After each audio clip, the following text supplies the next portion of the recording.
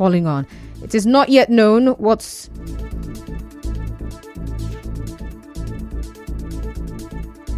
Well, this comes 6 months after 5 persons were electrocuted when a billboard they were mounting for a church touched a high-tension wire along the Obirikwere axis of Port Harcourt.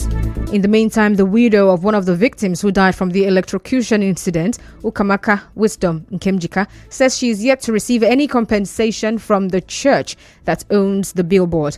Mrs. Wisdom Nkemjika, in an interview with our correspondent, called on the government for justice.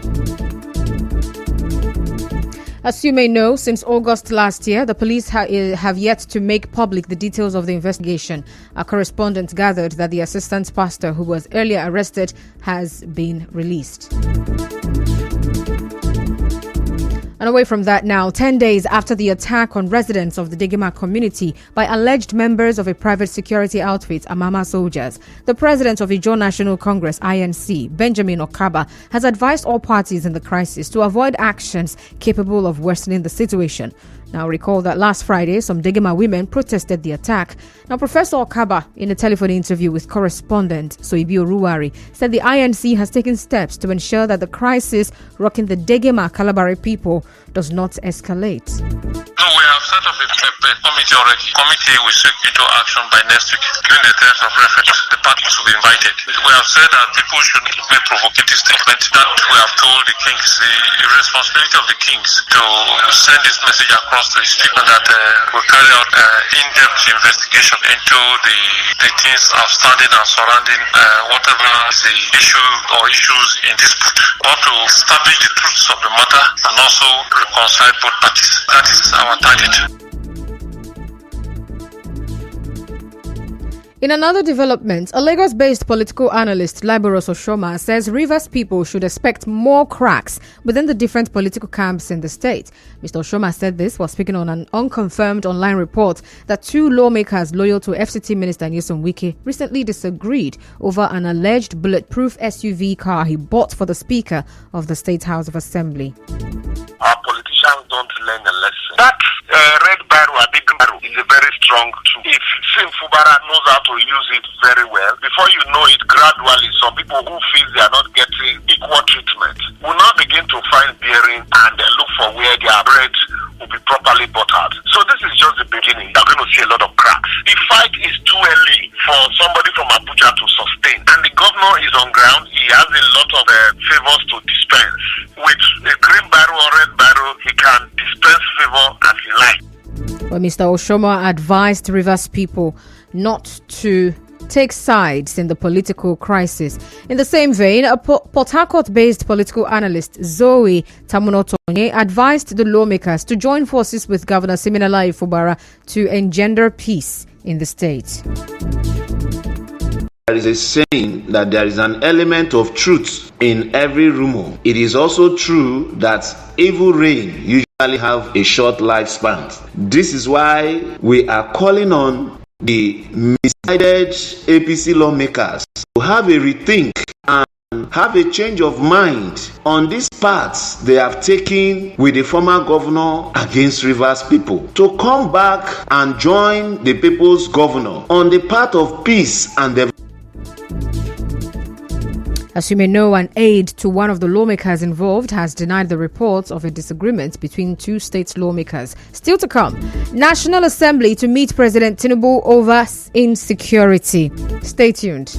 We want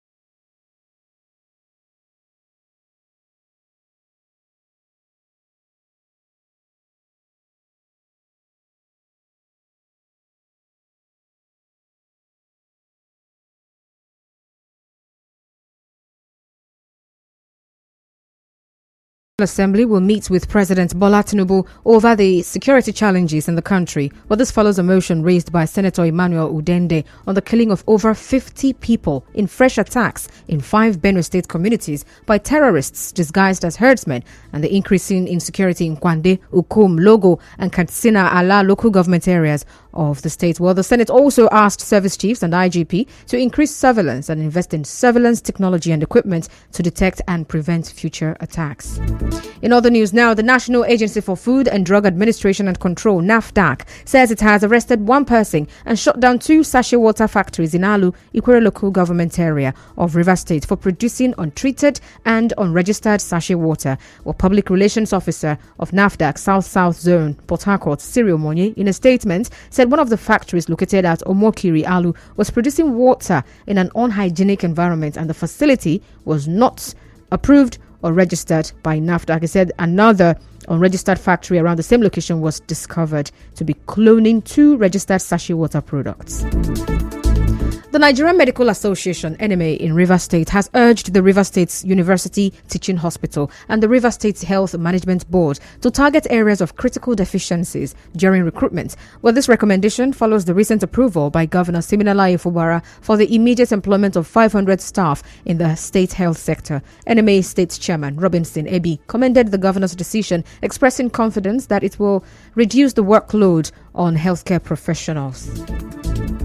This is a very welcome development in the midst of the present Japa syndrome and the vacuum that this exodus of health personnel across the board to overseas have created. So I would say that this healthcare provision for employment should go to doctors, nurses, lab scientists, radiographers, and other workforce. Well, I cannot categorically state the percentage which should go to each of these healthcare professionals, but I think the hospital will know their manpower need and be able to appropriately prorate this number to this professional groups.